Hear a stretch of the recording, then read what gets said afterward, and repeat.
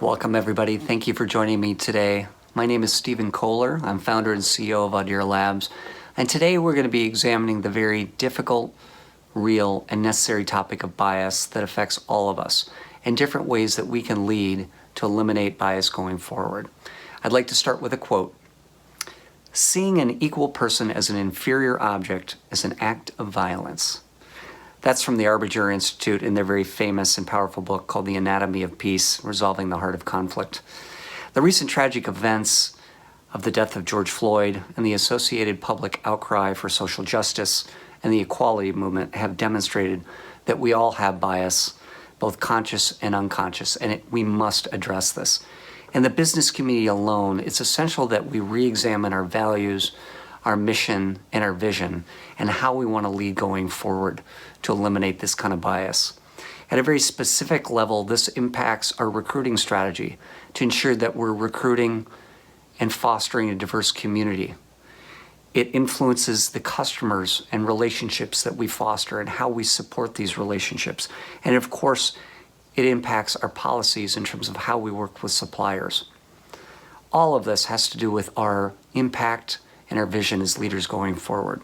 So in today's video, we're going to examine the key elements that make up bias, that affect all of us, and 3 ways that we as leaders can notice, manage, and eliminate bias going forward. So let's start with examining what are biases. Biases are defined by psychologists as a prejudice in favor of, or of against a person, group, or institution compared with another, usually in the way that is rooted in fear, anger, or prejudice. From a leadership perspective, we can look to the field of behavioral economics, which study bias in great detail, in a specialty that they call cognitive bias. Cognitive biases describe the irrational errors that many of us make every day in making decisions and forming judgments. Our brain absorbs tremendous amount of information on an hourly basis. And in order to make sense of this information, our brain takes shortcuts, which psychologists call heuristics. The problem with these mental shortcuts is often they're based on irrational or faulty logic that show up in the form of biases. So let's examine where biases come from. First and foremost, I believe that biases come from a lack of understanding, rooted in a lack of listening. As I've examined in many of my pieces and videos, I believe that the art of listening is perhaps the most important thing that all of us as leaders can continue to demonstrate and strengthen. And when we're not listening, that leads to a lack of understanding that eventually shows up as bias. This lack of listening and lack of understanding often then leads to fear because we don't understand. There's an old quote that says, "We fear those things which we don't understand," so they're inextricably tied. That fear then often turns to anger. We harbor anger that we then project onto other individuals and other groups. That anger, of course, translates into judgment and prejudice. We also have to examine that bias comes from the influences around us, the social norms that we've been exposed to, the influences from groups that we've been part of, and in some cases even family values. So let's talk about different forms that biases take. The famous psychotherapist Sigmund Freud discussed the important aspect of what he called both the conscious and the unconscious mind. And this can be represented by a metaphorical iceberg. If you think about an iceberg, there's a part that you see above the water and a part that's below the water. From a bias perspective, the part that we see above the water is what you might consider the conscious bias. These are the biases that we're aware of, that are very explicit, and that we act very intentionally towards. You can hear this in everyday life where you might hear somebody say, "I just can't stand," or "I hate," or "I simply just don't understand how." And those examples, those are details where people are explicitly talking about their conscious bias.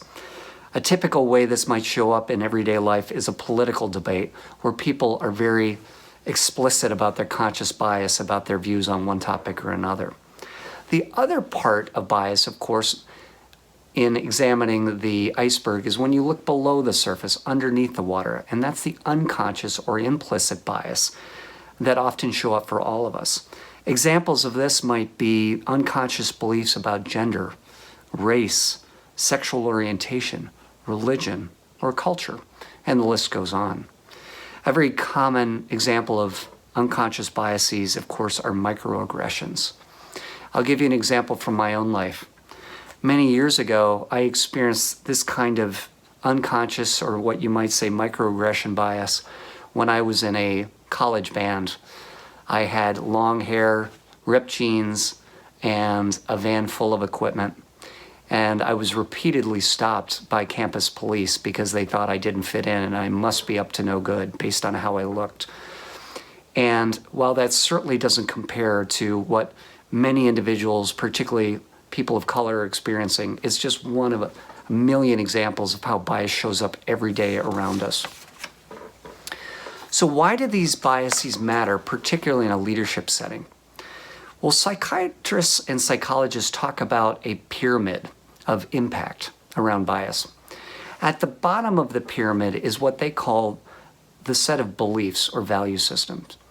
All of us hold a set of beliefs, what we believe to be true, what we believe to be important. They form our values. Those beliefs and values then impact our perceptions of the world. If you think about a window, as we're looking through a window to the outside world, those beliefs will affect literally our perceptions of the outside world.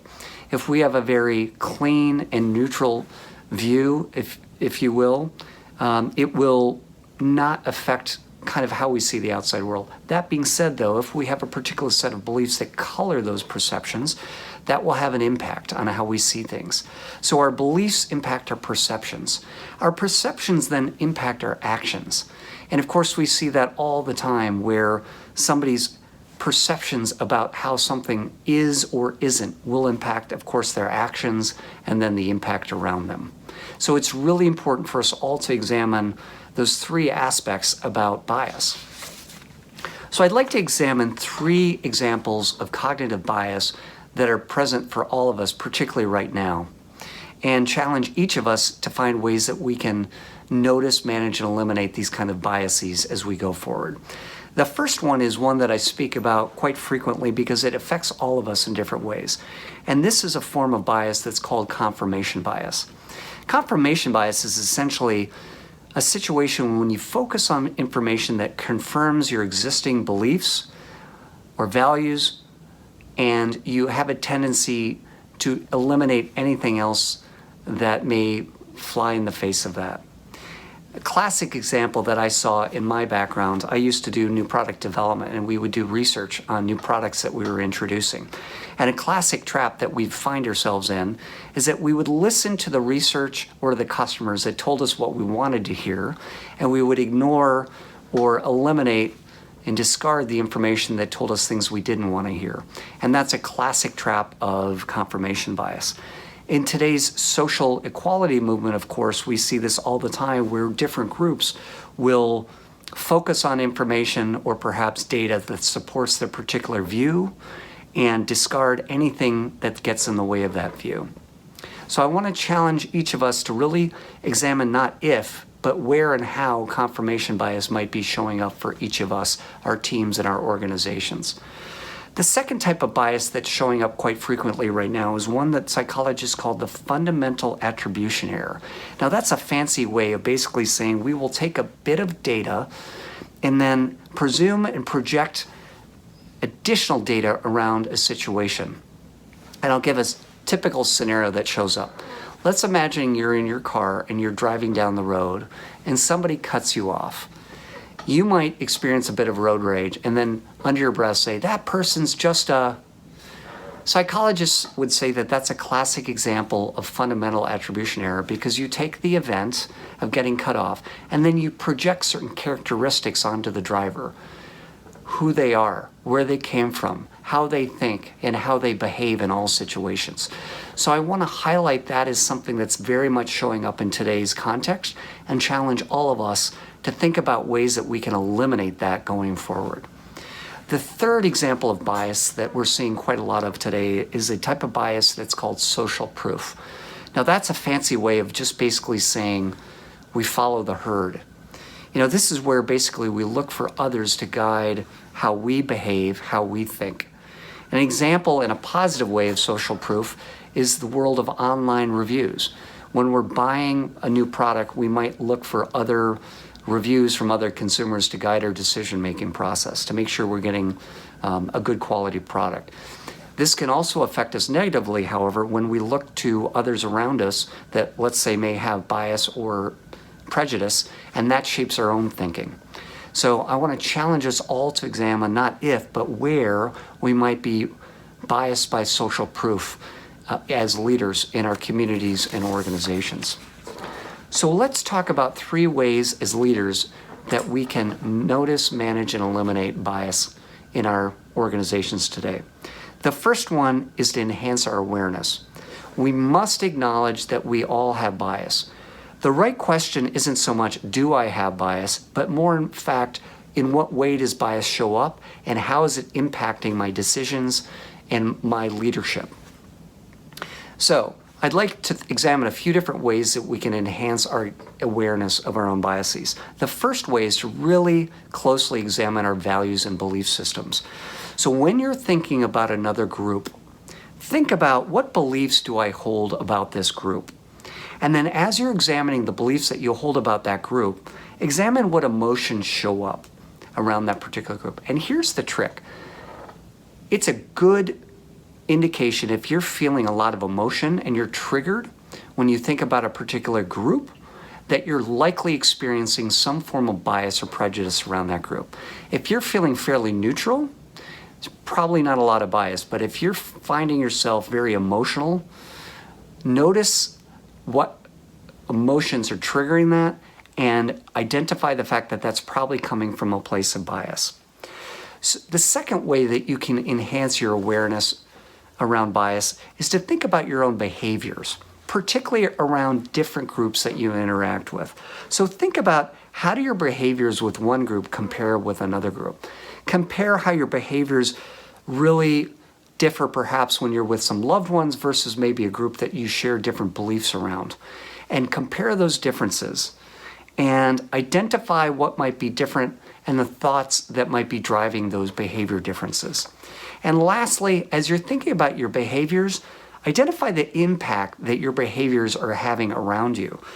Often leaders are not aware of their implicit bias, and they're certainly not aware of the kind of impact that it has around them.